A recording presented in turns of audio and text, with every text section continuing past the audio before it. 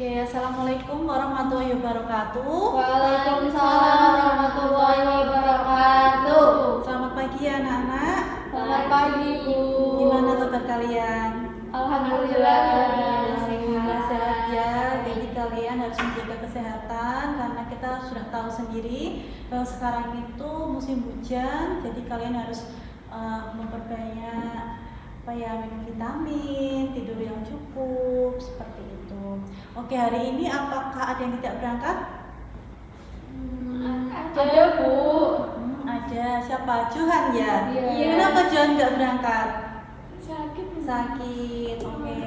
Baik anak-anak, kita berdoa dulu, berdoa untuk kesembuhan Johan agar Johan bisa berangkat lagi. Terus bersama kita, yuk berdoa mulai. Oke, berdoa selesai. Anak-anak, sekarang mari kita tonton video ini. Terus nanti kira-kira apa yang dapat diambil dari video tersebut ya?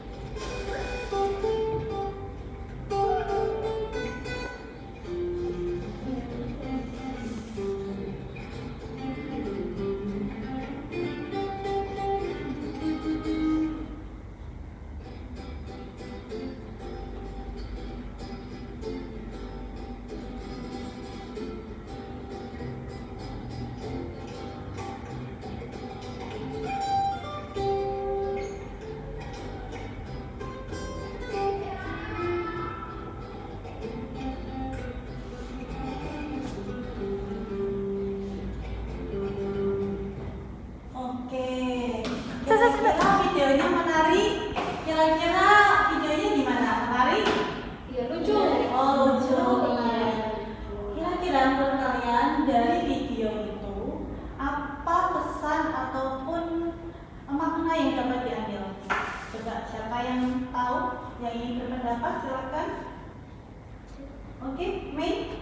Kalau menurut saya itu Bu, dari yang pertama, masalah pertama itu kan dua hewan itu gak ada yang mau mengalah. Maksudnya mereka sama-sama mengedepankan egonya mereka, maksudnya mengedepankan rasa keinginannya mereka gitu, mau menang gitu kan, gak mau meredamkan ego atau emosi yang sedang mereka rasakan gitu.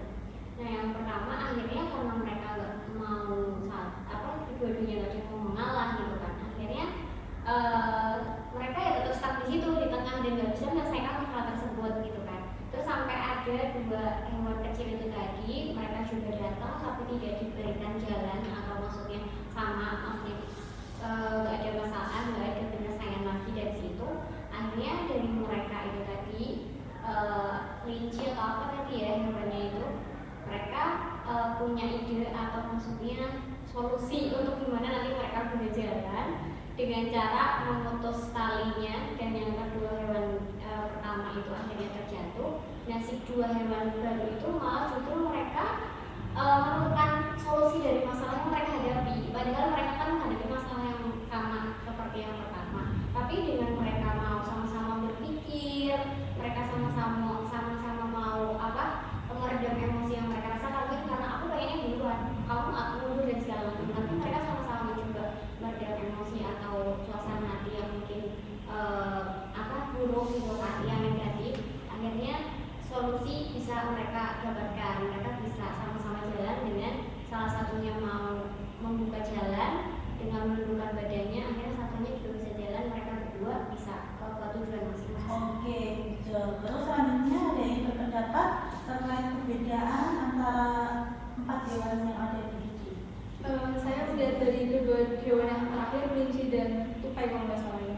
Itu mereka saling menghargai keberagaman sih, karena kelinci kan melompat dan tupai juga bisa melompat, tapi dia lebih milih mengalah untuk menundukkan kepala, dan kelinci yang melompat agar mereka berdua bisa saling menyelesaikan permasalahan tersebut. Oke, jadi dari video ini itu kan walaupun mereka berbeda kan. Dari pertama dari segi postur tubuh, yang kedua dari segi cara mereka memecahkan masalah, cara mereka mencari solusi, dan yang ketiga itu cara mereka menghargai seseorang.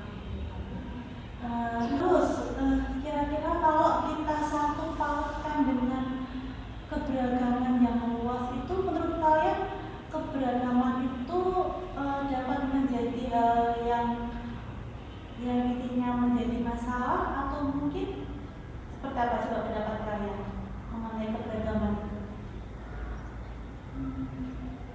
Terus keberagaman itu misalnya yang kalian ketahui, keberagaman itu apa aja? Selain individu itu kan keberagaman bentuk tubuh yang berbeda, kekuatan, terus emosional, cara mereka mencari solusi atau memecahkan masalah. Kira-kira apa lagi keberagaman yang lain? Siapa yang tahu? Yang ingin menyampaikan? Oke, Alia. Keberagaman kan luas, seperti kita sendiri kan juga ahli Indonesia yang kebetulan dari budayanya, terus dari sukunya, dari bahasanya berbeda gitu. Jadi menurut saya keberagaman itu malah membuat kita jadi tahu di dunia luar itu seperti apa. Tidak bisa kalau di saya bahasa Jawa saja gitu kan. Kalau saya tidak memiliki teman yang di luar Jawa, saya jadi tidak tahu bagaimana bahasa mereka seperti itu. Oke, berarti kan memperkaya kita. Kira-kira dari keberagaman itu bisa memunculkan konflik, atau justru keberagaman itu sesuatu yang harus kita maknai sebagai kita berani satu sama lain? Menurut kalian? Oke, silakan. Justru kalau menurut saya itu kalau adanya keberagaman, kita jadi lebih banyak pengetahuan.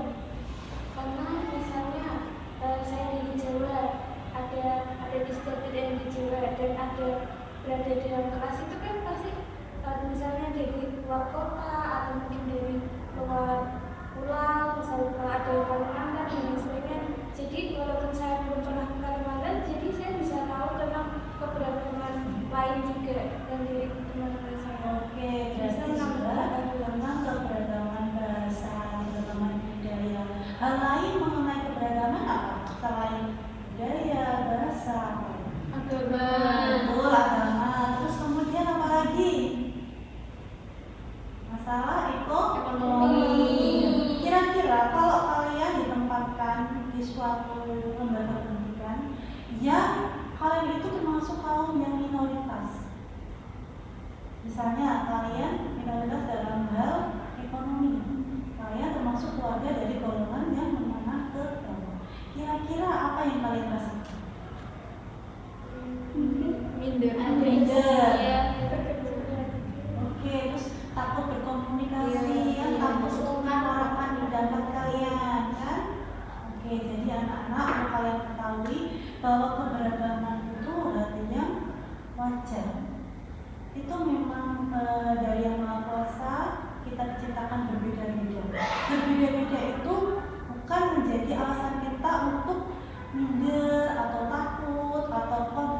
bahkan terjadinya konflik. Justru dengan keberagaman itu kita mampu menghargai.